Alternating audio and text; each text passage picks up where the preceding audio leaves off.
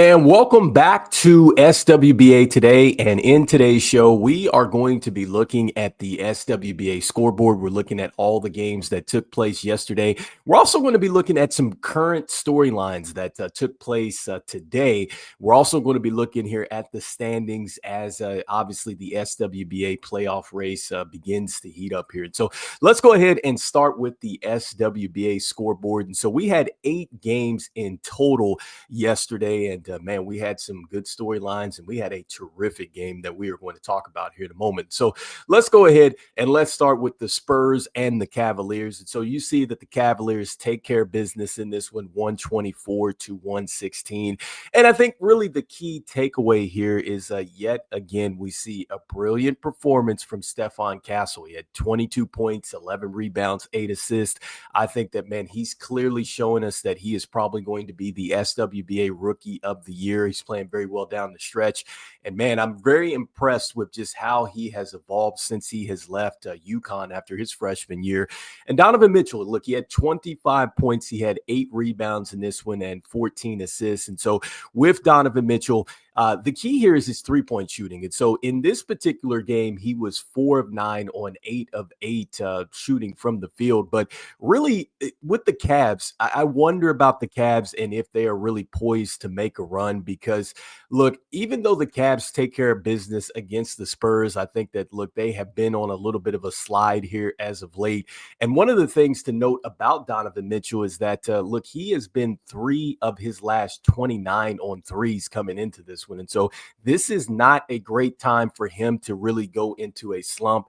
And I think that when it comes down to him and then at the SWBA playoffs, look, he's got to be playing at his best at this point in time. And so it's not a good sign when you see this happening. So hopefully he can pick it up here. And so with that being said, we'll see what happens because, look, they have a tough schedule coming up. They've got a back-to-back where they've got to visit the Detroit Pistons, which is quietly, I think that that's probably one of the best teams right now at that bottom part of the Eastern Conference. And I just think that, look, there's a lot of good teams at the bottom that I'm not sure that the Cavs necessarily want to see in round 1. I'm not saying that they wouldn't get the win, but look, I think that, man, they might, put a little bit of a hurting on the Cavs, and that would weaken them as they move forward in the SWBA playoffs. So next up, next game here that we wanted to talk about, and I thought that this was a pretty decent game just because of just, you got 2 teams that are trending upward here, and that's going to be the Dallas Mavericks and the Orlando Magic. And so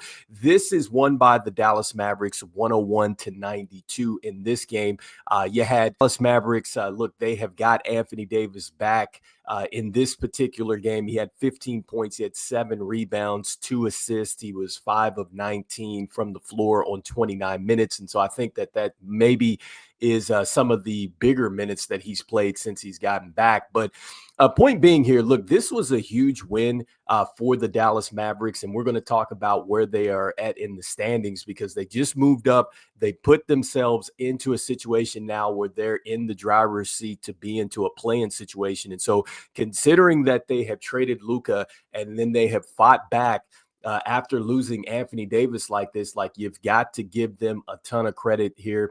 And then when you look at just what the Dallas Mavericks bench was able to do in this game, 57 points to Orlando's 19. I mean, that is incredible production here for the Mavs off the bench. And really, that is exactly what it's going to take for the Mavs to really do anything down the stretch and make any type of noise in the SWBA playoffs if they're able to get there. Next up, look, man, this was probably just the route of the day, and that was the Pacers just destroying the Wizards. And so 162-109. Let me repeat that score for you. The Indiana Pacers beat the Washington Wizards 162-109. It was just an absolute just dismantling of the Washington Wizards. And I mean, I think that everybody probably scored for the Indiana Pacers. Probably I scored in that game. Look, they just were hitting everything. And look, this is tough for a young Washington Wizards team. Here's the positives out of that. You got Alex Sarr, who had 22 points in this game. He was 8 of 15 from the field, 1 of 4 from downtown. I've liked how this big man has really responded. I think that, look, the Washington Wizards have really got them one with him. And I like the fact that he's had to go out and play early for this team. Also, too, Bub Carrington, who is a player that they also drafted as well. I think that, look, he's had his ups and downs. I think he could be a triple-double type of player in this league. He had 13 points and he had 6 assists and 4 rebounds. And so you're going to continue to hear me say this story about the Washington Wizards. It's all about them continuing to play their young guys. I think that that's really what it comes down to. And the Pacers, look, they're starting to look a lot like they did last year when they made their run. They were just scoring in bunches, okay? And this is what we are seeing with this team. Look, the key stat out of this, man, is they had 48 assists to 59 field goals. That is incredible production, assists to field goals. That means that you had no wasted calories when it came down to scoring the basketball out there. And look, this was the most points allowed in franchise history for the Washington Wizards. And so CKC, good luck next season, buddy, if you're headed there. All right. So next up, the next game here that took place, and man, I think that this was just a great game as well, and that was the Miami Heat and the Atlanta Hawks. And so, look, the Atlanta Hawks have been one of the hotter teams here in the Eastern Conference, and so you have the Miami Heat. They really needed to get this win, 122 to 112. Tyler Hero has 36 points. You have Trae Young, who had 29 and 12 in this one, but look, this is all about the Miami Heat trying to get this thing together. They just have not been the same since Jimmy Butler has left. They got a very good win, I think, against the Golden State Warriors here just the other day, which was huge for them. And so, look, I know that it's not over for the Miami Heat. They're still in a prime position. I think that either of these teams can really be dangerous in the SWBA play-in situation. And so next up, this was the game of the day. And if you did not see this, make sure that you DVR this one because this was a special one. So the Chicago Bulls win 119 to 117. This was an epic basketball game because the Chicago Bulls were down by as many as 18 points.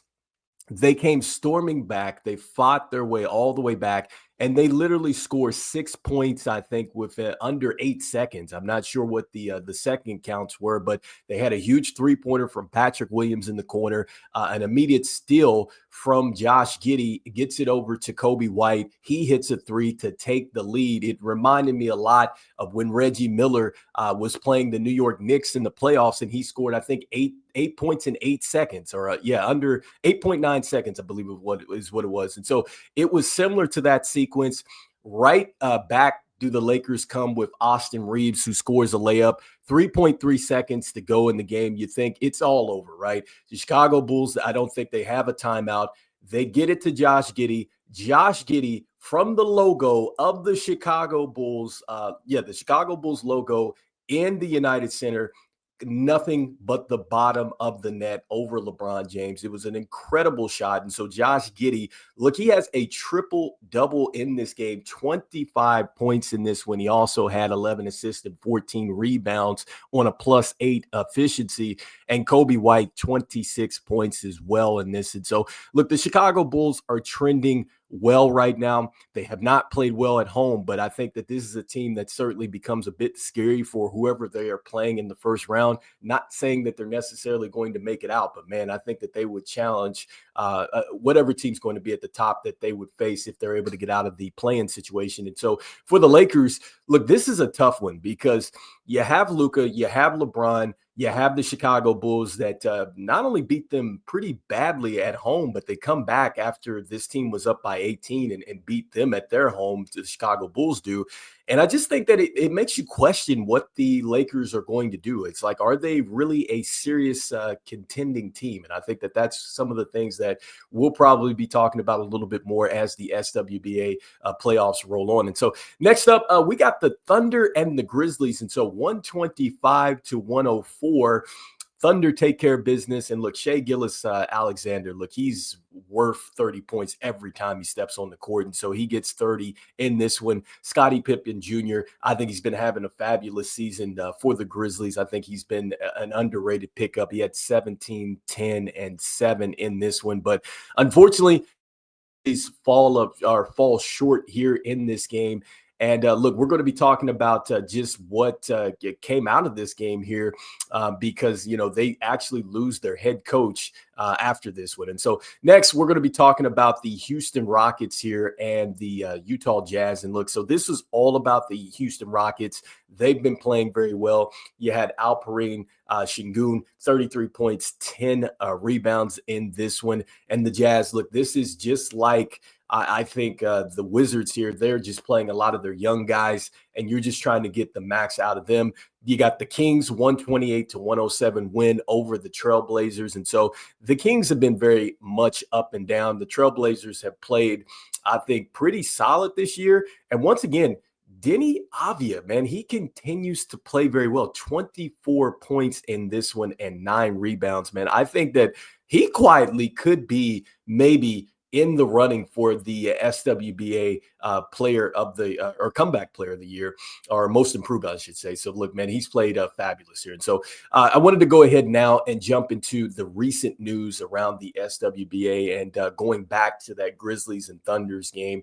And so it looks like that the Grizzlies have elected to now fire Taylor Jenkins. All right. And so with 9 games left before the playoffs, they fire their head coach. And so the significance here is that you're looking at a coach that has made the playoffs 3 times. He probably was headed for 4 years of making the playoffs after this season. So that would have been 4 playoff appearances in 6 years. Okay. But here's the deal. When they get into the postseason, they have generally struggled. They've just been 9-14. And so this is where it's tough to see this. And I think that this is kind of unfair because when you look at Coach Jenkins and what he's been able to do with this roster, I think that he's handled it very well, especially with the things that have gone on with John Morant, the injuries and the stuff off of the court.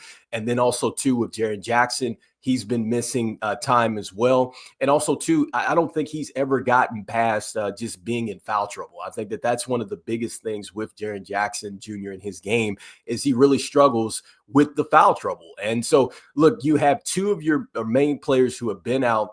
Obviously, it's been a ton of frustration for this team. But, man, what message are you sending here as the Grizzlies franchise to, because with 9 games to go, here's the guy that was getting ready to lead you to the playoffs. And I'm not sure if you have another coach right now that is going to necessarily be able to do what Coach Jenkins has done. So I think that this is going to be interesting. And I think that personally, if there's a job that is open, I think that, Taylor Jenkins is a coach that I absolutely would hire. Again, I've loved how he's handled the situation with the Grizzlies. It has not been easy, with the things that have happened on and off the court. I think he's handled it very well. It's been unfortunate that this team has been at the top of the West and they just haven't been able to take care of business. And again, I think it comes down to injuries and some other stuff that just have been out of his control. And so next up, another critical piece of news that came out today here. And I think that this is going to be tough. And we're going to look at the standings here in a moment. But it is that Gary Payton II of the Golden State Warriors. It looks like that, he is set to be out. I think from what I'm reading with him is that he has a torn ligament in his thumb. And so right now he's going to be out indefinitely. Okay. And then they did get Stephen Curry back. And so we will be talking about that here on tomorrow's show and the results here. But I think that this is tough because you do get, your best player coming back in Steph Curry, but then you lose, I think, a critical role player here in Gary Payton II. And I know, look, the numbers haven't been incredible with him, but I think he's been solid. Here's a player that has been there with you as you have won the SWBA championship. And I just think he's huge for them at 6.6 points a game, 3 rebounds a game, and assists a game, shooting 58.5%. I think that he's been playing some really good basketball for this team. And I just think that the Golden State Warriors, their principle is strength in numbers. And so you lose him, torn ligament in his thumb. He's set to miss some time. I do not see a timetable for him. So that is a tough blow for the Golden State Warriors. And so now we'll quickly look over here at the standings very quickly and just look at some of my key takeaways here. Again, we just talked about this with just 9 games to go out there. And so let me bring that up for us. And starting with the West. And so the West is it's incredibly just competitive. And I think that when you look at this and we're looking at the standings, the Warriors, if you notice right now, they've been passed by the Clippers. I've talked about the tiebreaker between the Clippers and the Timberwolves. And so you would think that you would bet on the Warriors to get the outright bid for the playoffs and avoid the play-in situation. But we just talked about a major injury. Steph is getting back. And the Clippers have been playing well with Kawhi Leonard. And so I think that that's going to be interesting. The Timberwolves, look, they have maybe one of the best players in the league with Anthony Edwards. And so you always have a chance. But I think that really what you want to look at right now is what's going on with the Mavericks and the Suns, because the Mavericks quietly have put themselves into the play-in conversation here, and the Suns are sliding out. And this goes into a conversation that was talked about a little bit in the chat there yesterday with the Suns and the issue. And so not to take anything away from Kevin Durant and his greatness and things like that, but I just think that, it is the same thing as what was going on in Brooklyn. And I think that it's just a top-heavy team. And this is probably where this team is at. You're looking at the injuries that have been a setback for this team. I still don't know if they've necessarily addressed getting a true point guard. And I don't think that they necessarily address getting a serious center for them as well, even though I do like Nick Richards. But they still don't have a lot of depth. And I do like the fact that they do play Ryan Dunn. I think he's an incredible rookie. But when you look at the success that Kevin Durant has had and just winning an NBA championship, it was with the Golden State Warriors, and they had a lot of good players. Like, they were top heavy, but they had a great core of players to go along with them. And I think that, man, it's just tough to win like that when you just pair 3 stars together and then you don't have a lot of roster depth. I don't think that you can necessarily do the same formula that Miami did back in the day when they paired Dwayne Wade, Chris Bosh, and LeBron James. I think with the way the salary cap has changed and things like that, you just can't do that anymore. So we'll see what happens with the Suns and how this kind of plays out. And we talked about this a bit with the Lakers. Look, I'm not sure that the Lakers are going to be a serious contender. Nuggets, I don't like their bench. And so it's going to be interesting here. And now let's shift focus and look over here at the Eastern Conference. Keep bringing up the scores, but with the Eastern Conference, look, the Cavs, I talked about them and just saying this, that look, the only players that have really gone far off of this team have been Tristan Thompson. He has been an NBA or an SWBA champion, excuse me. Then you have Max Strus, who was on that team with Miami where they went to the SWBA Eastern Finals. And then, you have DeAndre Hunter, who had some success with the Atlanta Hawks. And so aside from that, your stars on the team like Donovan Mitchell, they just haven't really gone too far and had that success. And so I just wonder about the Cavs. The Celtics, it's all about the health. And I think that they're playing well even without their main starters. Remember, we talked about this earlier this week. Jason Tatum has been out due to an ankle injury. And then I want to shift focus now down to the bottom of the East here. And so the Pistons quietly have moved up the standings. They moved from 6th to 5th. This is a team that I don't think that anybody wants to see. The Pacers are playing some very good basketball, scoring at a high rate like they did last season. The Knicks holding on. They just need to get Jalen Brunson back. But when you look at the bottom of the East at the 7, 8, 9, 10 slots, I'm not sure that anybody wants to see 7, 8, and 9. I mean, Miami, look, they've got to put some things together. But look, the Chicago Bulls might be one of the better teams right now playing in the Eastern Conference. They've been so hot, and they've been road warriors too. And with the Magic, look, they are young. They've been there before. I think that they gave Cleveland all that they could handle last season. They went 7 games. And so, look, that team full strength. You add the fact that they do have KCP. If he can give them anything like he gave the Denver Nuggets, I don't know if you want to see them. And then with the Atlanta Hawks, Trae Young has been there before. He's taken that team to the Eastern Conference Finals, if I'm not mistaken. Now, they're not as talented but they are young, and I know that they do have the injuries and things like that, but it can be a scary team.